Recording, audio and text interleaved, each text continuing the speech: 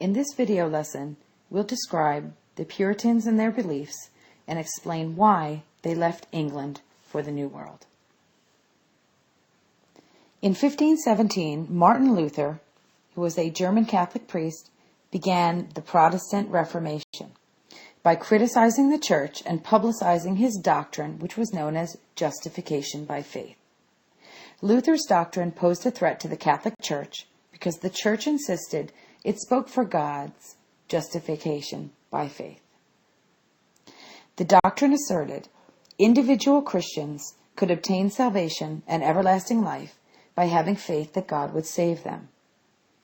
Good deeds, church offerings, obeying priests, or practicing church rituals would not bring one closer to heaven. The true source for God's will was the Bible, not the church. Christians could learn God's will by reading the Bible for themselves without the help of priests, and that priests were unnecessary for salvation. Luther hoped his ideas would reform the church. Instead, they ruptured the unity of Christianity in Western Europe, ignited a religious firestorm that toppled kings and influenced millions of men and women. Martin Luther is pictured here. And this map shows the division of religions after the Reformation. John Calvin, who was a 16th century Swiss Protestant theologian, was strongly influenced by the Reformation. In 1636, he published his basic doctrines in Institutes of the Christian Religion, which believed that Christians should conform to strict behavior, an all-powerful God, predestined, which souls would receive eternal life. Each new member of the covenant had to prove to the existing church members that he or she had experienced what's called a conversion, which was a personal experience with God that qualified them as predestined individuals that were chosen for eternal life. Consequently, in a world where God exercised his divine grace, Christians had to constantly struggle against sinful temptations.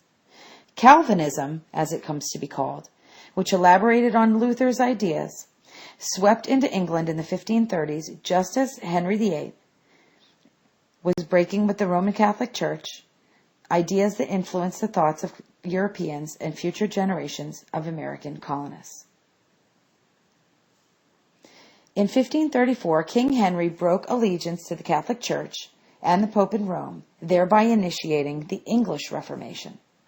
Parliament, by royal decree, passed the Act of Supremacy, which outlawed the Catholic Church in England and declared the king the only supreme head on earth of the Church of England. Afterwards, Henry appointed bishops and other members of the church hierarchy and seized the properties of the Catholic Church in England, initiating years of religious and political turmoil, intrigue, and warfare. King Henry's many wives can be seen here, with their fates detailed below their pictures as well. Puritans were dissenters within the Church of England who wanted to purify the church of what they considered offensive vestiges of Catholicism. Puritan dissenters specifically called for abolishing the church hierarchy, removing the last vestiges of Catholic ritual from worship, making the Church of England thoroughly Protestant, giving ordinary Christians more control over religious life within the church, and emphasizing an individual's relationship with God through prayer, introspection, and Bible study. Some Puritans became separatists who were angered at the slow pace of reform and desired a complete break from the Church of England rather than just reform. In 1603, King James I succeeded Queen Elizabeth I to the throne and authorized a new translation of the Bible, which becomes the King James Version. Like monarchs before him, he was not receptive to Puritan petitions for further reforms within the Church of England. James, pictured here in this picture, began to harass the activist separatists out of England, compelling some to emigrate to Europe, some to the West Indies, and some to North America. Pilgrims, who were one of the earliest separatist groups to immigrate from England, they sought to separate completely from the Church of England, which they viewed as hopelessly corrupt. From 1608 to 1620, the Pilgrims leave England and lived in Holland until they concluded their children were becoming something they called Dutchified and corrupted from 12 years of living in a foreign land. Essentially, they were forgetting their English traditions. In 1620, Charles I granted the Pilgrims permission to settle in the lands granted to the Virginia Company. Due to a navigational error, the Mayflower arrived off Cape Cod in present-day Massachusetts, very far north of the Virginia grant given to the Pilgrims by the King. Before settling at Plymouth, the colonists elected William Bradford as their first governor. Before debarking, these Pilgrims drew up something called the Mayflower Compact to provide for law and order once they reached New England. It was a simple agreement to form a government which would be submissive to majority votes and open town meetings. The Mayflower Compact served as a precedent for later written constitutions. We will look at the Mayflower Compact closer in class, which can be seen here. And this map pictures the crossing of the Mayflower.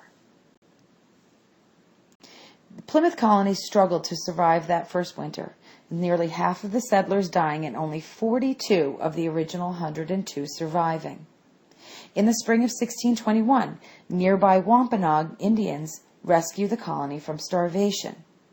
Two specific Wampanoags, Samoset and Squanto, befriend the Pilgrims and help them establish good relations with Massasoit, chief of the Wampanoags. Samoset and Squanto also taught the Pilgrims how to grow corn, how to fish, and how to find other necessities to help them survive.